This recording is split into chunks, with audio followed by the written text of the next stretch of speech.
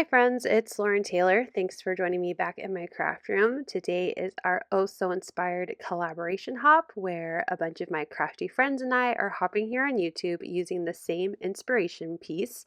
This month we're featuring this beautiful Dots and Gingham card by Lynn Brandyberry, and I'm going to be using some new products from this Calls for Confetti, their new Sasquatch and like Bigfoot line. It's so cool. So I have some new products here and they just released today. So you will find a link to the products down below in my description box, or at least the link to all of the new items from this Calls for Confetti. But I will talk about each of these items as we go through today's video. But I'm really excited to show you how I interpreted today's layout.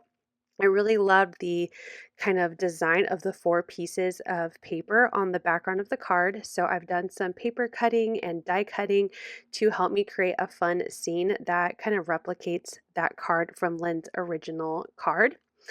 And then, of course, as always, you can find the playlist of everyone hopping along today. So if you want to check out all of the inspiration based on the same card, you can use that link down below in my description box where you can find the playlist and watch everyone's beautiful projects. I'm going to start with jumping into our stenciling today. The Retro Stripes Layering Stencil set has a lot of great masks, and I'm going to be using this sectioned, well, stripes to create my background. I love that I have a layout for the stripes, and there's also this masking piece where you can do two stripes at the same time. I'm going to use that to help me with masking off the areas I do not want to get ink, so I can just color one line at a time. I'm going for a like sky to mountain to grassy kind of scene. So each of my stripes are going to be a different color.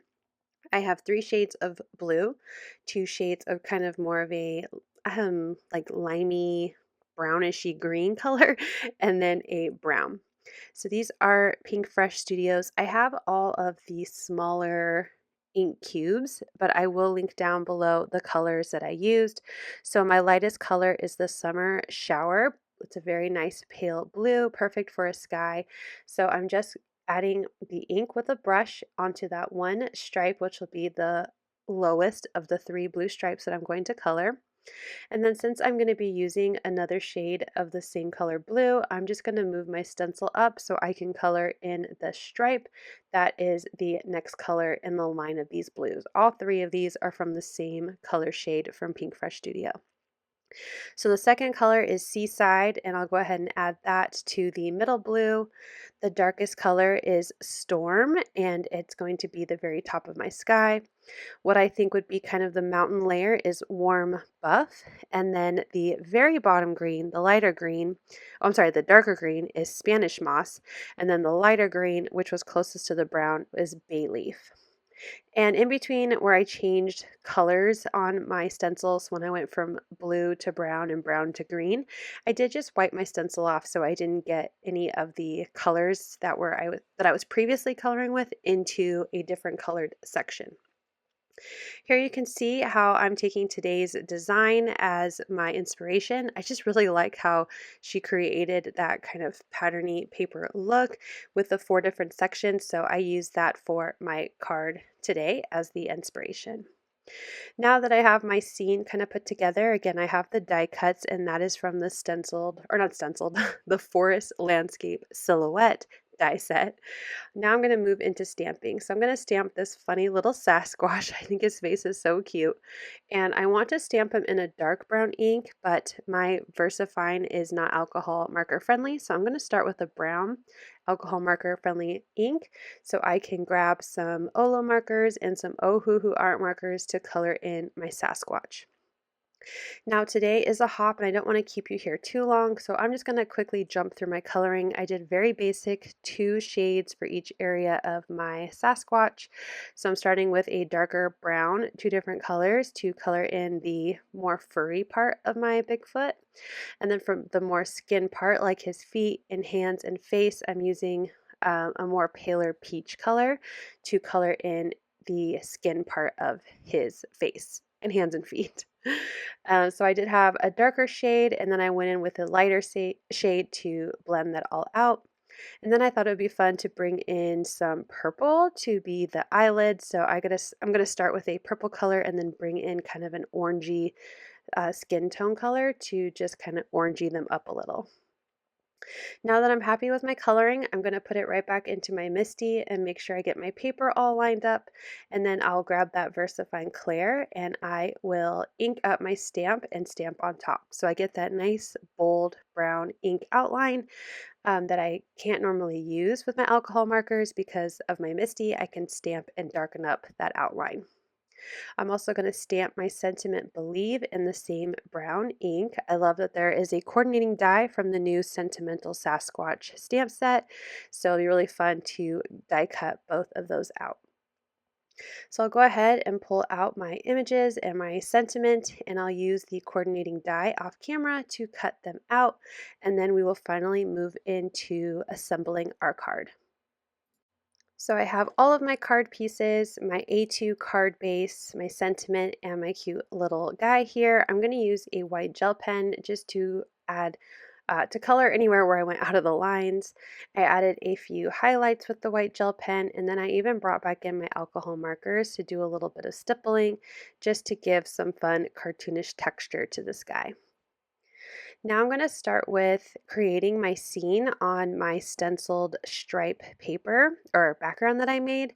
So I'm going to be popping up some of my elements. So I'll go ahead and grab my foam adhesive, and I'm doing a rough draft of the layout, but I'm going to realize I need to get my grass and my trees onto my sky striped scene. So I'm going to add some foam adhesive to all of my die cut pieces as well as my Sasquatch. So I need some thinner ones, so I'm just trimming these down with my scissors.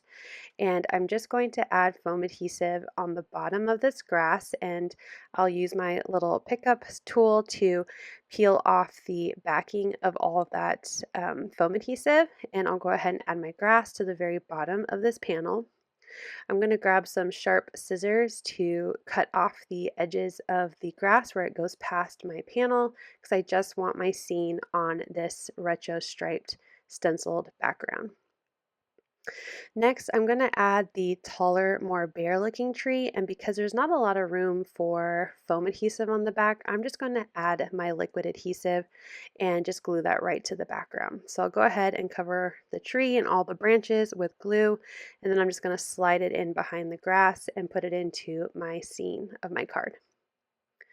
For the other tree, it's a little bit bigger and wider, so I'll be able to add foam adhesive behind that one. So once I get this first tree in place, making sure I'm not getting glue everywhere, I'll go ahead and repeat the process like I did with my grass, just adding foam adhesive to the back of my tree and using my pokey side of my pickup tool to get off the backing of the different pieces of foam.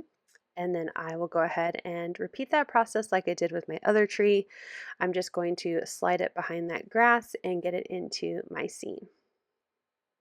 I left some room on the left because that's where my Sasquatch is going to go, so I didn't want to fill up the whole scene. I wanted the trees off to the side.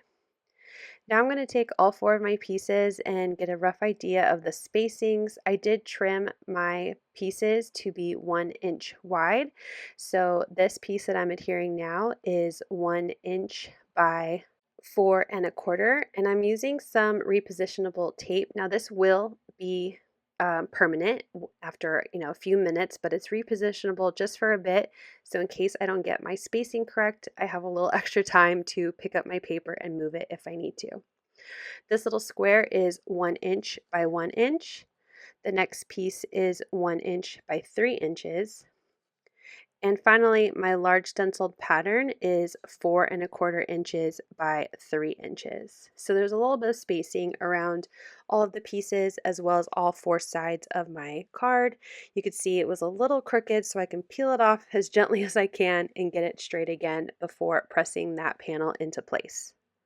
Now that all of my panels are in place, I'm going to add some foam adhesive to my Sasquatch. I want to make sure I don't add foam adhesive on his right side, or I guess his left side, but right if you're looking at him.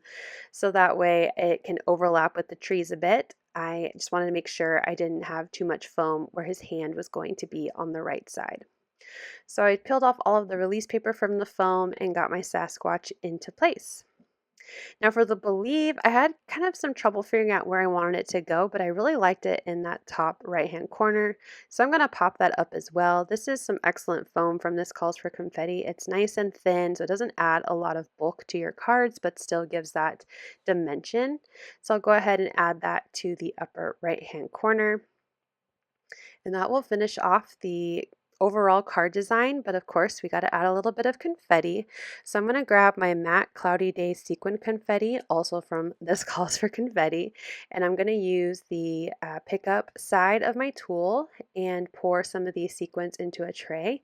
And I'm going to use the pickup side to add sequins around the card. I kind of changed my mind halfway through laying the sequins down of how I want it to look.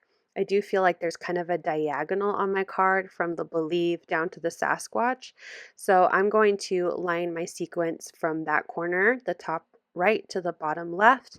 I've used the pickup tool to pick up the sequin, add some liquid adhesive, and then place it right back down. You can kind of see it goes from the top right to the bottom left. Here's a final look at my card. I hope you had some fun today and you like my take on today's inspiration piece.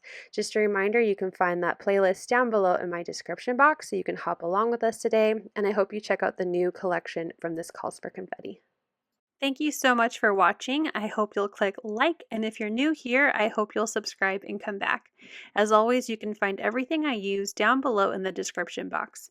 Thank you and have a wonderful day. Bye!